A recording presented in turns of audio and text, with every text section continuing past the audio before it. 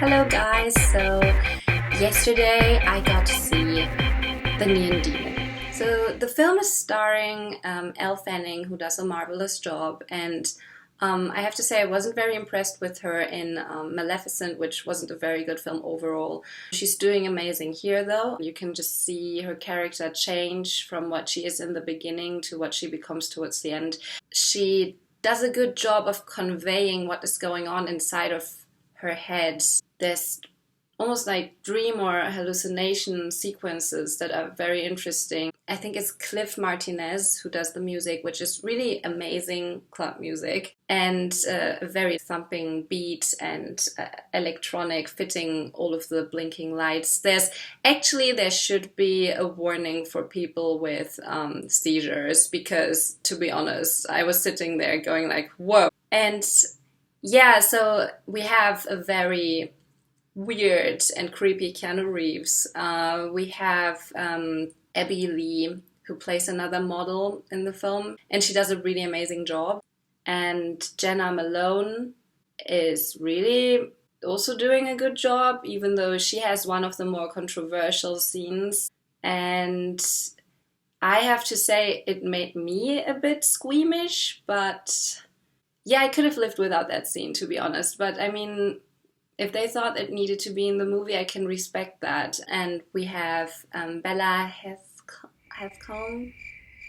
Heathcombe? I don't know how to say that name. It is a horror film, but it started off as a comedy, to be honest. There were many times when the entire room was laughing at a joke. The film really doesn't take itself very seriously. It knows that it's talking about cliches in the beauty industry and all of those things that young girls have to deal with and images that we know from the media and that we aspire to.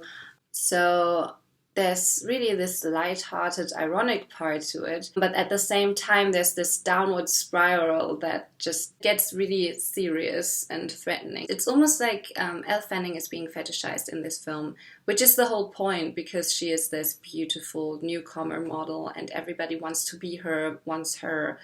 And she starts to be aware of that. The camera loves her and it's just all up in her face. This film surprised me, and judging from the trailer, I thought it was going to be a mixture between Black Swan and maybe Cat People or something with a transformation going on.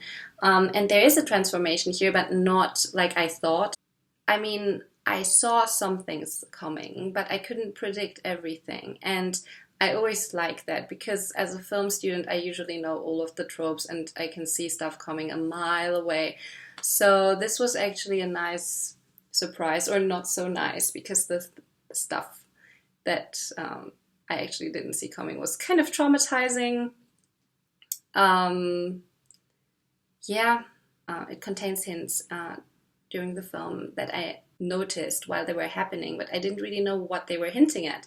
And so when it happened, I was like, oh my God, like, because they hinted it. You could have seen it coming, but you don't really go into that direction when you're thinking of what could happen. You don't really think they will go there, but they go there. So just a word of warning, they really go there. So if you think, oh no, they won't show that, yeah, they will. I still really enjoyed the film though. So I think that the film did really well on several levels, including casting and cinematography, music, just the whole interplay, the story. And I mean, yes, we know that the director, writer, Nicholas Winding Refn is sometimes known for sort of disjointed stories that are, I feel, also serving a narcissistic purpose, you know, because this is basically his fantasy of being a 16-year-old girl. That's really beautiful, I guess. He also said so in an interview, and I can see why.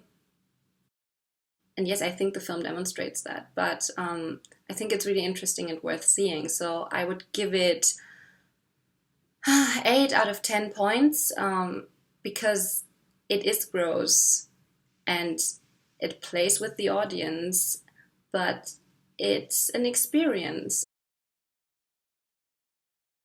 Okay, so spoilers in case you're interested. The scene that made me really squeamish was a necrophilia scene.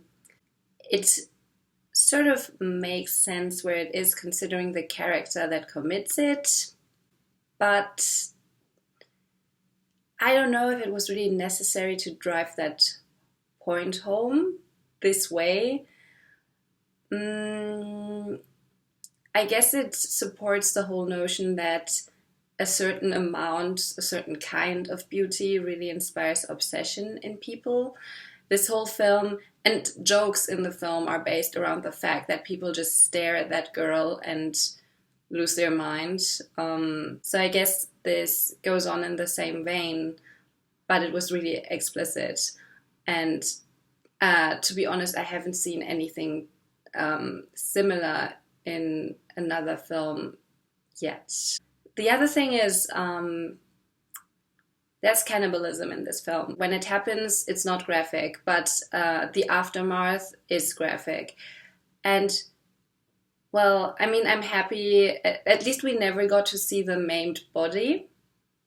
So that's something, if you're squeamish about that. There's really no big hack and slash action. It's all suggested, but there is a lot of blood and viscera, but you don't see the actual process. I knew about the cannibalism part, but it wasn't committed by who I thought would do it.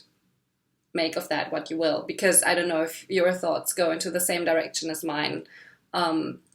Maybe I'm just dumb and I didn't see it coming. I don't know. There's hints in the film. I noticed them while watching, but I didn't know what to make of them. But then when the thing happened, looking back, I was like, oh my God, like, yes, they actually announced it.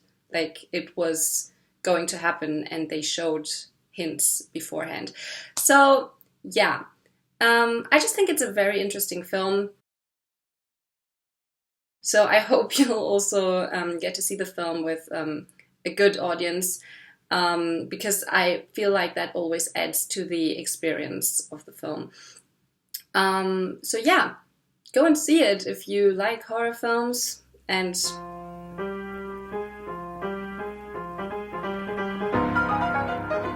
I can see how it made sense in the universe of the film.